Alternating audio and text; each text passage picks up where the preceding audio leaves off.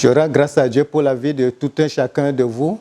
Nous lisons dans Éphésiens chapitre 6, épître de Paul aux Éphésiens chapitre 6, versets 10 à 12. Il est écrit, « Au reste, fortifiez-vous dans le Seigneur et par sa force toute puissante. Revêtez-vous de toutes les armes de Dieu afin de pouvoir tenir ferme contre les reux du diable.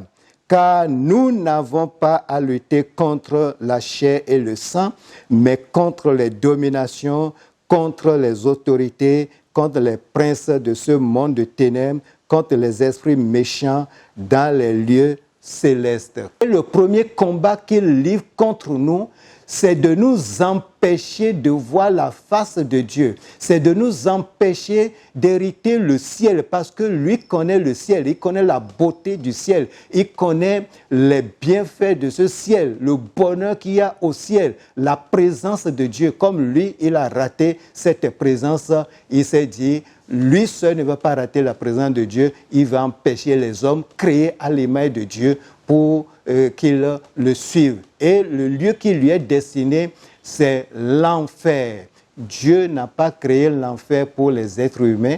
Dieu n'a pas créé l'enfer pour nous les hommes, mais l'enfer a été créé pour le diable. Et tous ceux qui vont suivre la voie de l'ennemi, le diable, ceux-là, ils iront en enfer. Donc l'ennemi nous combat, il nous empêche de gagner le ciel, de croire en Dieu. Et c'est pour cela que nous devons refuser d'accepter toutes ces avances.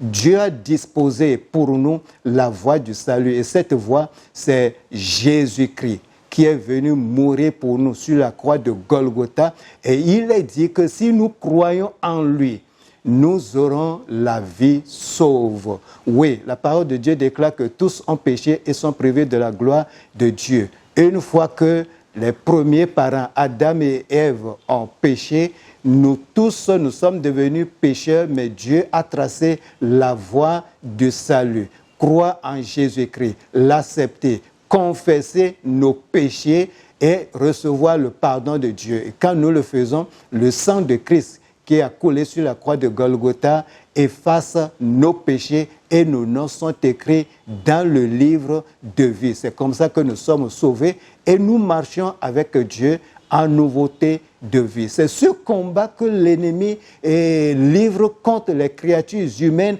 en les empêchant de croire en Dieu, en les empêchant d'accepter la parole de Dieu. Et nous avons vu la stratégie qu'il a utilisée quand il est parti dans le jardin d'Éden pour rencontrer Adam et Ève. Il a commencé par la femme. Ève, Dieu a-t-il réellement dit, vous ne devez pas manger de ce fruit? La femme a répondu, oui, Dieu l'a dit. Dieu a dit que le jour où nous allons manger, nous allons mourir. Et il dit, c'est faux, vous n'allez pas mourir. Vous allez devenir comme des dieux. Voilà comment il a séduit Ève. Et Ève a pris le fruit, elle en a mangé et elle en a donné à son mari, c'est-à-dire Adam. Donc voilà comment l'univers entier est plongé dans le péché. Mais Dieu nous aime et il a tracé la voie du salut. Cette voie, c'est Jésus-Christ. Là où tu te trouves, peut-être l'ennemi t'a empêché d'accepter cette parole, de croire en Dieu. Il t'a fait douter de la voie du salut préparée par Dieu. Il y en a même qui pensent que l'enfer n'existe pas. L'enfer existe. Le témoin que nous avons, l'illustration qu'on peut faire, c'est que même ici, sur la terre, nous avons des lieux de punition pour les voleurs et pour ceux qui se comportent mal dans la société. Et là, c'est la prison.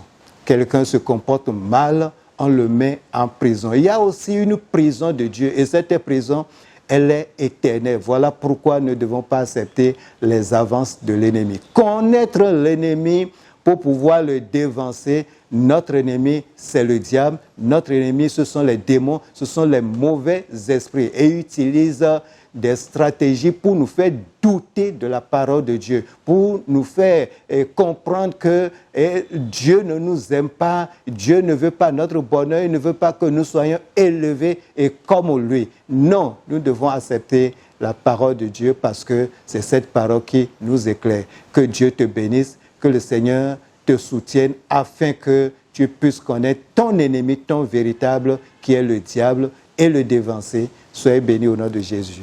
Amen.